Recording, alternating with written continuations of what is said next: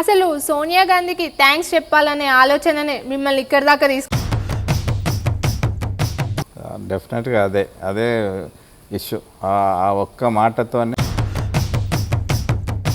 అడ్డమైన వాళ్ళ కాళ్ళు మొక్కినాం మనం 14 సంవత్సరాల ఉద్యమంలో. ఏం డాక్టర్ సాబ్ తమాషా చేస్తున్నావా, నీవా ప్రెసిడెంట్ నేనా? అరే సారీ సార్ అని నేను లేచి డోర్ కొట్టేసేసి.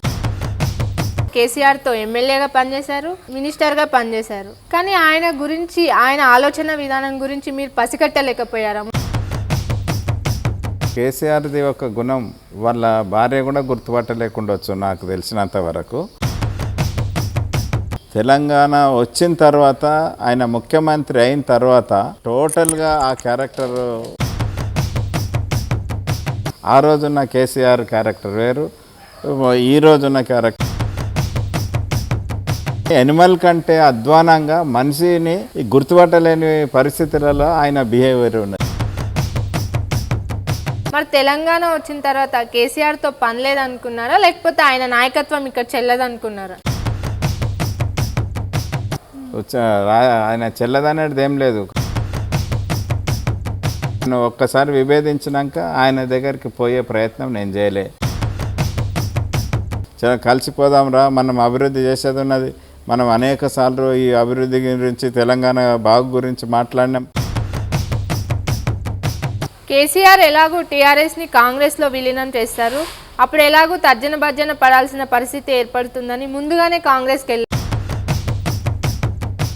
ఆమె అన్నీ వదిలేసేసి ఆ నిర్ణయం తీసుకున్నది. ఇంకా చెప్పాలంటే సోనియా గాంధీ ప్లేస్లో ఎవరున్నా తెలంగాణ ఇవ్వకపోతుండ్రు.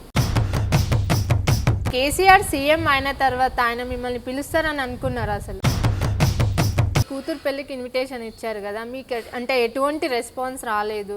ఈ విషయం గురించి ఏమైనా బాధపడ్డారా మీరు?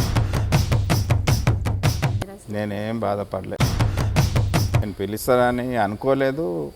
ఒకవేళ పిలిచుంటే అప్పుడు పరిస్థితులలో మా స్నేహం ఎట్లుంటుంది. కేసీఆర్ మిమ్మల్ని ధనరూపకంగా దళిత కార్డు విషయంలో బాగా వాడుకున్న, కేవలం రాజకీయంగా పని చేయించుకోవడానికి మాత్రమే నన్ను ఆ ఫ్రెండ్గా వాడుకున్నాడేమో. మీకు కాంగ్రెస్ పార్టీ ఎంపీగా కూడా ఇచ్చి సత్కరించింది. అంతకుముందేమో సింహం గుర్తు నుంచి పోటీ చేసి కాంగ్రెస్ వాళ్ళు నాకు టికెట్ ఇవ్వలేదు ఆడ వికారాబాద్లో. కాంగ్రెస్ వాళ్ళు టికెట్ కొరకు ట్రై చేసిన నేను.